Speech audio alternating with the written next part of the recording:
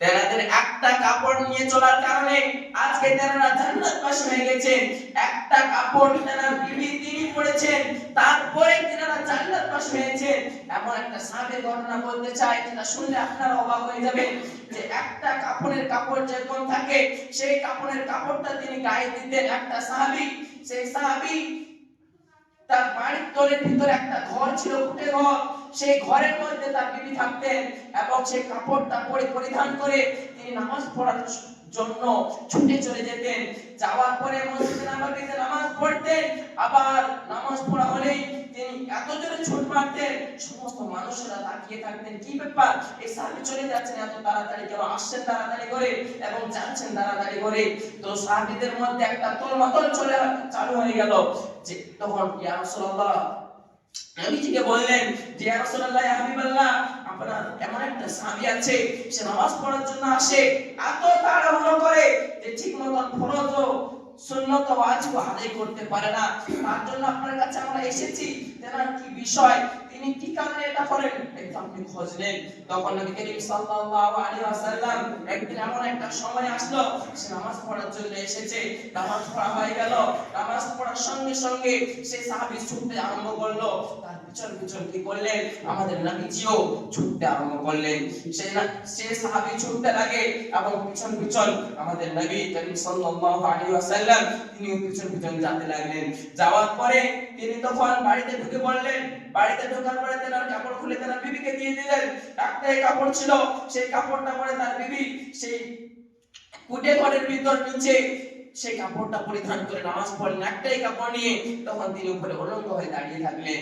তারপর নবী করিম সাল্লাল্লাহু আলাইহি ওয়াসাল্লাম কিছুক্ষণ যাওয়ার পরে তিনি কি করলেন, সালাম দিলেন, আসসালামু আলাইকুম ওয়া রাহমাতুল্লাহি ওয়া বারাকাতুহু, এইভাবে সালাম দিলেন এবং টকা মারলেন। সালাম দেওয়ার পর প্রায় কোনো উত্তর আসে না, দুইবার সালাম দেওয়া হয়ে গেল। তারপর তৃতীয়বার যখন সালাম দিতে যাবেন, তেনার বিবি নামাজে দাঁড়িয়ে আছেন। তখন তিনি ছটফট করছেন যে ইয়া রাসূলুল্লাহ, আমাদের বাড়িতে চলে এসেছেন, বাইরে দাঁড়িয়ে আছেন, আমি কিভাবে কাপড় পরে কিভাবে দরজা খুলবো, কিভাবে সামনে যাব, এই বিলম্ব অবস্থায় আমি কি করে নবীজির সামনে যাব, এইভাবে থতমত খাচ্ছে, শরীর কাঁপছে এবং চোখ দিয়ে পানি পড়ছে, আমি কি করে নবীজির সামনে দাঁড়াবো। তখন নবী করিম সাল্লাল্লাহু আলাইহি ওয়াসাল্লাম তিনি তৃতীয়বার সালাম দিয়ে দরজাটা ভাঙতে চলে আসলেন। আসার পর রাস্তায় হাঁটতে আরম্ভ করলেন এবং সেই সাহাবীর স্ত্রীকে বলছেন যে তুমি তাড়াতাড়ি নামাজ পড়ো, আমাদের নবী সাল্লাল্লাহু আলাইহি ওয়াসাল্লাম বাইরে দাঁড়িয়ে আছেন। তখন তিনি তাড়াতাড়ি নামাজ শেষ করে সেই কাপড়টা খুলে তার স্বামীকে দিয়ে দিলেন। তখন তার স্বামী দরজা খুলে তখন পিছনে দৌড়তে আরম্ভ করলেন এবং নবী করিম সাল্লাল্লাহু আলাইহি ওয়াসাল্লাম পিছনে ডাক দিতে পারবেন না বলে তিনি এত জোরে ছুট মারছেন এবং ছুট মারতে মারতে তিনি সামনে গিয়ে পড়ে গেলেন এবং নবীজিকে সালাম দিলেন, ওয়া আলাইকুম আসসালাম ওয়া রাহমাতুল্লাহি ওয়া বারাকাতুহু, ইয়া রাসূলুল্লাহ, ইয়া হাবিবাল্লাহ, আপনি আমাকে মাফ করে দেন যে আমি আপনার সালামের উত্তর দিতে পারি নাই, কারণ আমি একটা উপলক্ষের দিকে দাঁড়িয়েছিলাম। তখন ইয়া রাসূলুল্লাহ, ইয়া হাবিবাল্লাহ, তেনার কাছে তো ফেরেশতা এসে আগে হুকুম দিয়ে দিয়েছেন, আগে খবর দিয়ে দিয়েছেন যে এনার এই কারণে তিনি কাপড় পরিধান করতে পারেনি এবং দরজা খুলতে পারেনি। তখন সাহাবীকে তিনি তুললেন, তোলার পরে তখন বলছেন যে হে সাহাবী, তোমার দুঃখ কষ্ট আমি বুঝতে পেরেছি, কিন্তু তোমার জন্য আজকে যে ইসলাম একটা কায়েম করেছে, তুমি যে আমার সাহাবী, এর একটা প্রমাণ তুমি দিয়েছো, এই কারণে তোমাকে আমি বলবো যে তোমার জন্য আল্লাহ তাআলা জান্নাত ওয়াজিব করে দিয়েছে, বলি সুবহানাল্লাহ। আজকে আমাদেরকে ভাবতে হবে যে তেনারা একটা কাপড় পরিধান করার কারণে আজকে তিনি জান্নাত পেয়ে গেছেন, তেনার বিবি জান্নাতবাসী হয়ে গেছে। কিন্তু আমাদের কাছে হাজার হাজার কাপড়, হাজার হাজার কোটি কোটি টাকা আমাদের কাছে রয়েছে, কিন্তু আমরা সেই টাকার মূল্য রত্ন যে একটা উপবাসটা করতে হবে তার দিকে আমরা অগ্রসর হতে পারি না। মহাতারাম আজিজ, আজকে আপনাদেরকে আমি বলতে চাই যে দুনিয়ার মধ্যে এমন মানুষ এখনো রয়েছে যাদের খাওয়ার কিছু নেই, যাদের পরিধান করার ভালো কাপড় নেই, আর আমরা কি করছি, নিজের জিন্দেগিটাকে ভালোভাবে পরিচালনা করছি, কিন্তু তাদের জিন্দেগির দিকে আমরা অপেক্ষা করছি না। আমাদের বাড়িতে হয়তো মাংস ভাত চলছে, মাছ ভাত চলছে, কিন্তু পাশের বাড়িতে তারা মাছ ভাত তো দূরের থাক, একটা গোশত টুকরাও তারা খেতে পারে না, কিন্তু আমরা নিজের শরীরকে খাওয়াচ্ছি এবং নিজেরা খাচ্ছি।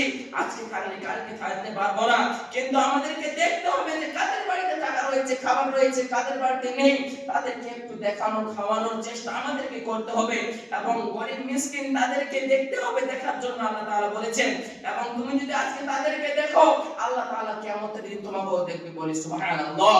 আল্লাহ তাআলা আমাদেরকে এমন ভাবে বানিয়েছেন, এমন ভাবে সৃষ্টি করেছেন, আমাদেরকে দিয়েই এই সব কাজ করবেন।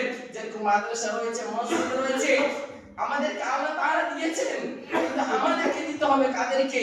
আমাদেরকে আল্লাহ তাআলা বলেছেন আকিমুস সালাতা ওয়া আতুজ যাকাত, সালাত কায়েম করতে হবে এবং যাকাত প্রদান করতে হবে। যাকাতের প্রথম কথা আসে শুধু সালাতের কথা এসেছে। সালাত কাকে বলে? সালাত নামাজকে বলে।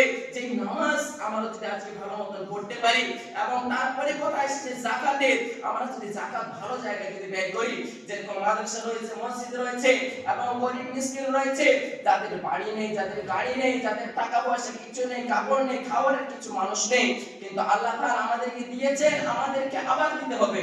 কেননা আল্লাহ তাআলা আমাদেরকে দ্বারাই অন্যদেরকে উপার্জন করার তৌফিক দান করবেন। এবং আল্লাহ তাআলা আরো কোরআন মাজিদের মধ্যে আরো অনেক জায়গায় রেখেছেন, কোরআনের আয়াত দিয়েছেন, যেরকম সালাতের আওয়াজটা দিয়েছেন 82 জায়গায়। কত জায়গায়? 82 জায়গায়। আর যাকাতের কথা রেখেছেন কয়েকটা জায়গায়। তারপর আল্লাহ তাআলা আরো জায়গায় বলছেন ওমা খালাকতুল জিন্না ওয়াল ইনসা ইল্লা লিয়াবুদুন, আমি মানুষ এবং জিনকে সৃষ্টি করেছি কারণ কি? আমার ইবাদত ঘোষণা করার জন্য। এই আয়াতগুলো আমরা অনেক জনাই জানি, কিন্তু আমল করতে পারি না, নবীর সুন্নাহকে মানতে পারি না। নবীর জিন্দেগিটা এমন জিন্দেগি ছিল, যার জীবনে অনেক টাকা পয়সা, অনেক ধন দৌলত ছিল, তেনার বিবিরা ছিল, তেনার বিবিদের কোটি কোটি টাকা ছিল। একজন বিবি তো অনেক টাকা থাকা সত্ত্বেও তিনি শুধু বিয়ে করেছিলেন নবীজিকে এই কারণে যে তিনি জান্নাত চেয়েছিলেন, এবং নবীজিকে বিয়ে করেছিলেন এই কারণে যে তেনার যত সম্পদ রয়েছে মানুষের দিকে বিলিয়ে দিবেন। এই জিহাদের জন্য তিনি এত উপার্জন করা টাকা, সমস্ত টাকাকে তিনি বিলীন করে দিয়েছিলেন। কিন্তু আমরা মনে করছি আমাদের জিন্দেগিটা, এই জিন্দেগিটাই শেষ, আর সামনে জিন্দেগি আসবে না। কিন্তু একটা ভুল। আল্লাহ তাআলা কোরআন মাজিদের মধ্যে ছোট্ট একটা সূরা রয়েছে, সেই সূরার নাম হলো আল কারিয়া। সেই কোরআনের মধ্যে 30 পারার মধ্যে রয়েছে আল কারিয়া তুমাল কারিয়া। এই ছোট্ট একটা সূরার মধ্যে আল্লাহ তাআলা পুরো একটা কিয়ামতের বিবরণ দিয়েছেন, এবং মানুষ যে এর মধ্যে থেকে কত কি করতে পারবে। এবং একটা ফেরেশতা রয়েছে এর মধ্যে, যে ফেরেশতা জমিনে পা দিয়েছেন এবং 7 আসমান পর্যন্ত থেকে আছেন, বলি সুবহানাল্লাহ। সেই ফেরেশতাকে শুধু সৃষ্টি করা হয়েছে কারণ একটাই, কারণ কি? একটা বাঁশি রয়েছে, সিংহা রয়েছে, সেই বাঁশিটা তিনি ঠোঁটের মধ্যে লাগিয়ে রেখেছেন। কিয়ামত পর্যন্ত তিনি শুধু একবার হুকুম আসবে কোন ফায়াকুন হয়ে গেলে পুরো দুনিয়া ধ্বংস হয়ে যাবে, পাহাড়গুলো তুলোর মতো উঠতে লাগবে।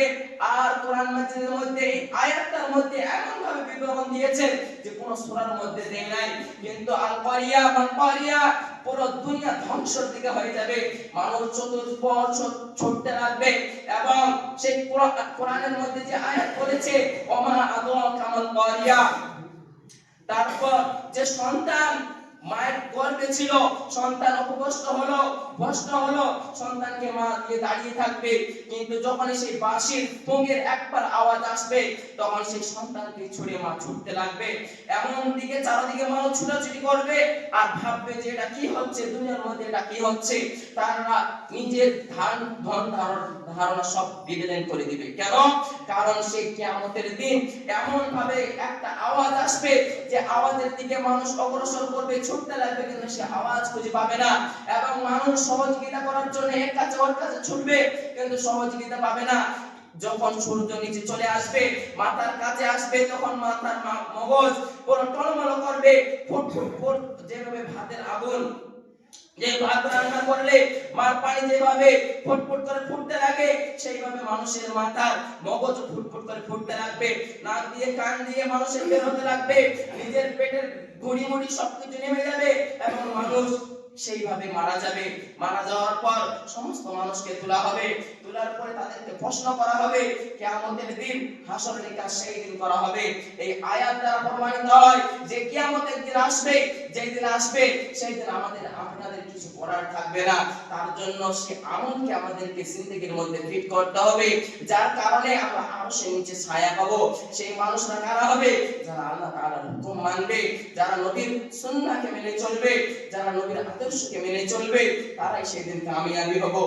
আর যারা এসব মানবে না, তাদেরকে আল্লাহ তাআলার উপর থেকে নির্ধারিতভাবে এত কষ্ট দেওয়া হবে যে তারা ভাববে যে আমাদেরকে আরেকটু সময় দেওয়া হলে আমরা ভালো করে আমল নিয়ে আসতে পারতাম, ঈমানকে তরতাজা করতে পারতাম, এবং আমরা আল্লাহ তাআলার নবীর সুন্নাহকে মানতে পারলে আমাদের জিন্দেগিটা এদের মতো হয়ে যেত।